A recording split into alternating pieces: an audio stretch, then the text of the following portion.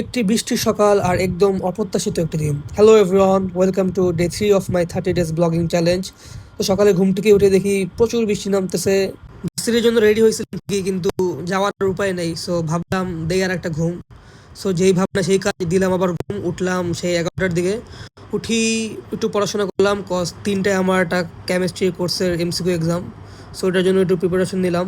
দেন 1টার দিকে বের হয়ে গেলাম ভার্সিটির জন্য, মেন রোডের উদ্দেশ্যে।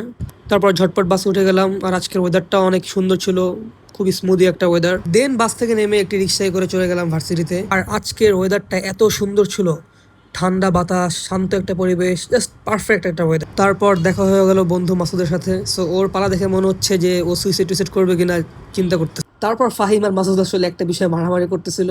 সো আনফরচুনেটলি আমি টপিকটা শেয়ার করতে পারতেছি না যে ওরা কোন টপিকে আসলে মারামারি করতেছিল।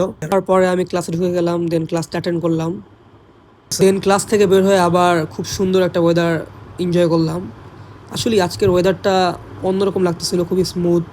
আর নিজের কাছেও আসলে ভালো লাগতেছিল, এত সুন্দর একটা ওয়েদার। দেন রিক্সায় করে চলে যাই বিশ্ব রোডে, দেন বাসে উঠে পড়ি। তারপরে চলে যাই নিজ এলাকায়, তারপর হাঁটতে হাঁটতে চলে যাই বাসার দিকে। So that's it for today, thank you for watching, tata.